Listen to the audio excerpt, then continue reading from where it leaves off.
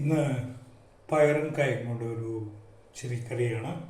കഴിഞ്ഞ പ്രാവശ്യം പയറും കായും കൊണ്ട് ഉപ്പേരി വെച്ച് വളരെ വലിയ ഹിറ്റായിരുന്നു. വേണമെങ്കിൽ എൻ്റെ ചാനലിൽ നോക്കാം. ഒരുപാട് വ്യൂസും ചാനലൊക്കെ വന്ന ഒരു ഹിറ്റായിട്ടുള്ള സാധനമായിരുന്നു. അതിൻ്റെ വിജയത്തെ തുടർന്ന് നമ്മൾ വീണ്ടും പയറും കായും വേറൊരു വേർഷൻ 2 ഒരു ചട്ടി അടുപ്പ് വെച്ചു.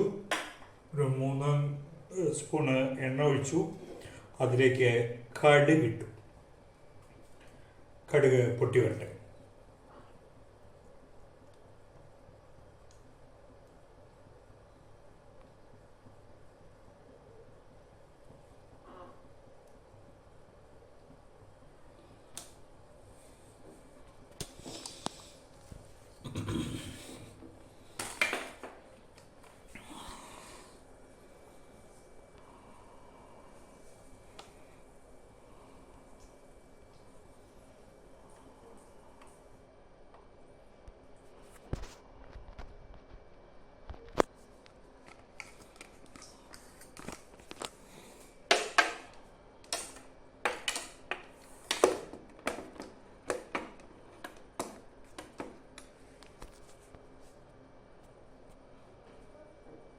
നമ്മുടെ ഈ ചാനലിന് മുമ്പ് കാണിച്ചിട്ടുള്ള ഉത്സാഹം തന്നെയാണ് വേറെ രീതിയിൽ ചെയ്യണം. പയറും കായും ഉപ്പേരി പോലെയായിരുന്നു കഴിഞ്ഞ പ്രാവശ്യം. അത് വലിയ ഹിറ്റായിരുന്നു.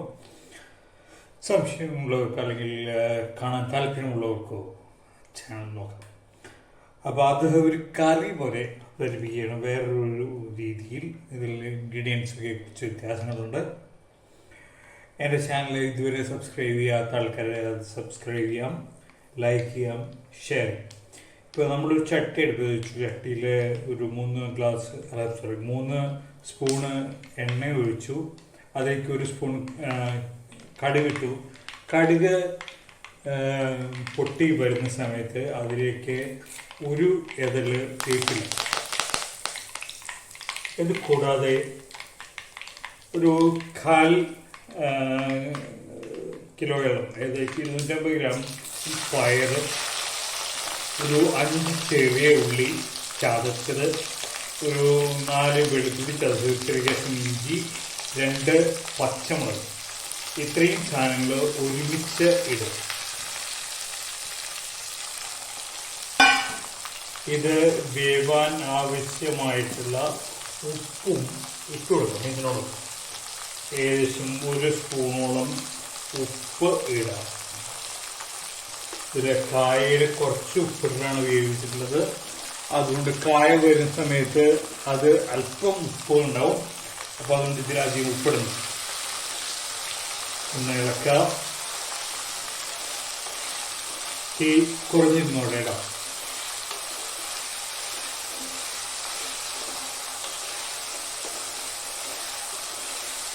നന്നായിട്ട് ഇളക്കാം.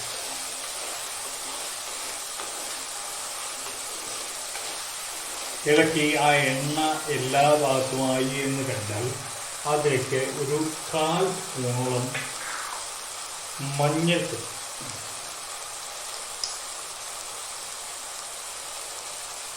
കുറച്ചിട്ടാൽ മതി. ഇതും ഈ പറഞ്ഞ പോലെ കായലിട്ടുണ്ട്.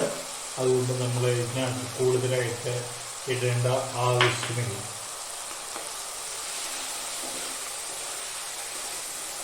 ഇനി ഇളക്കി കൊടുക്കുക.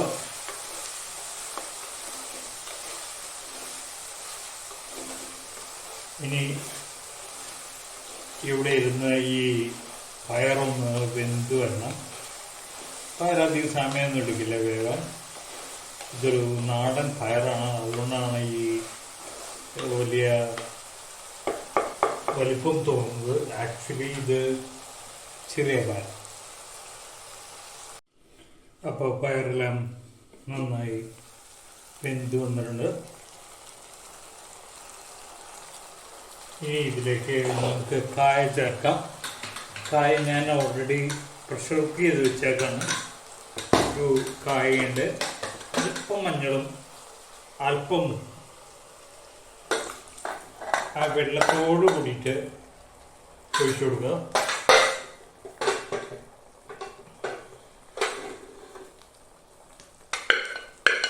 ഉണക്കമഞ്ഞൾ,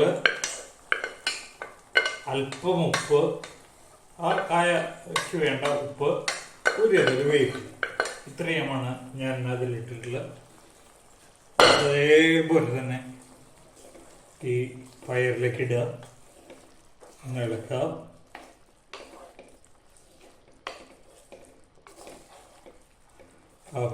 കായയുടെ ആ കൊഴുത്ത വെള്ളം പയറിൻ്റെ ബാക്കി ഭാഗങ്ങൾ വേവിക്കാൻ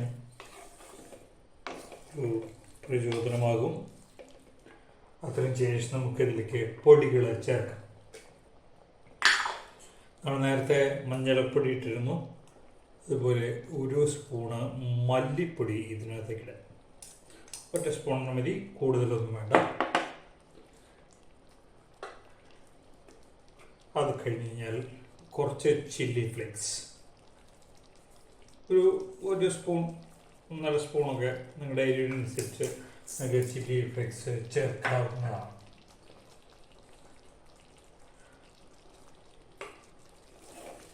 ഇളക്കുക. ആ മല്ലിപ്പൊടി ഇതിനകത്തേക്ക് നന്നായിട്ട് ചേരണം, നന്നായി മൂത്ത് വരണം.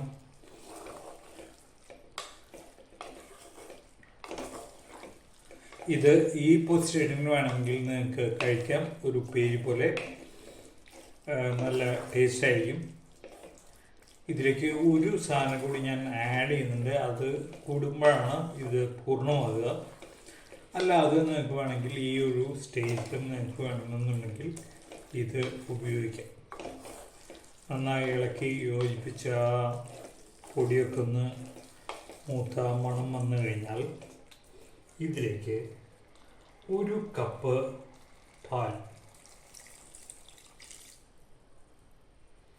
പാലൊഴിച്ച് കഴിഞ്ഞാൽ പിന്നെ അധികം തിളയ്ക്കാനൊന്നും അനുവദിക്കണ്ട. പാലൊഴിച്ച് കഴിഞ്ഞാൽ ഒന്ന് ഇളക്കുക നന്നായിട്ട്. ഇതിൻ്റെ ഉപ്പൊക്കെ ഇപ്പോൾ നോക്കാം.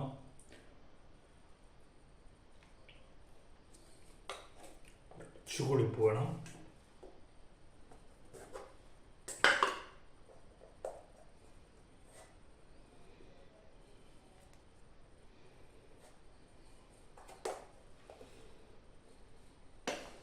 ഒരു 1 സ്പൂണോളം ഉപ്പിട്ടു.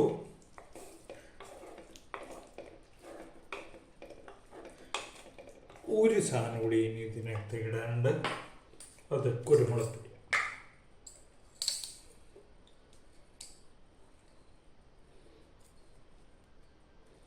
ഒരു സ്പൂൺ കുരുമുളക് പൊടി കൂടി ഇതിനകത്തേക്ക് ചേർത്ത് കൊടുക്കുക.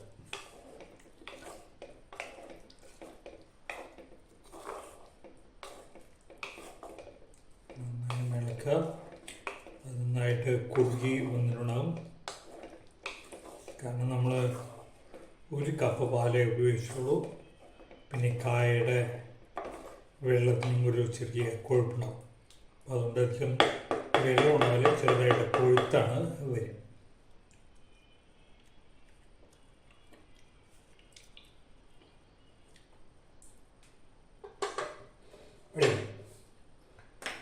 അവസാനമായിട്ട് ഭംഗിക്ക് വേണ്ടി മാത്രം കുറച്ച് ചില്ലി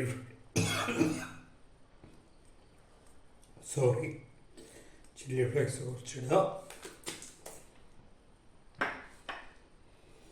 അതിനോടൊപ്പം ഒരു വേപ്പില.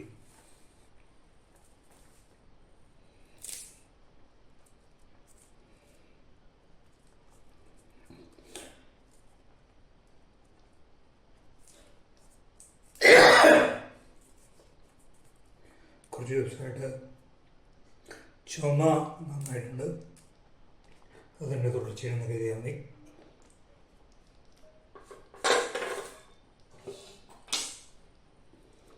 അടച്ചു വയ്ക്കുക. തിളയ്ക്കണമെന്നൊന്നുമില്ല, പാലാണ്, അതുകൊണ്ട് അങ്ങനെ തിളയ്ക്കണമെന്നില്ല. തിള വന്ന് തുടങ്ങിയാൽ മതി. ശരിക്കും ഇങ്ങനെയുള്ള കുമിളുകൾ വന്ന് തുടങ്ങി കഴിഞ്ഞാൽ അടയ്ക്കാം, തീ അണയ്ക്കാം. അതുപോലെ ഇത് ഉപയോഗിക്കുന്നതാണെന്നുണ്ടെങ്കിൽ മൺചട്ടിയാണ്, അപ്പോൾ അതുകൊണ്ട് ചൂട് കുറേ നേരം നിന്നോളും. അപ്പോൾ ഇത്രയാണ് കറി ഉണ്ടാകാൻ പയറും കറിയും ഉണ്ടാക്കാനായിട്ടുള്ള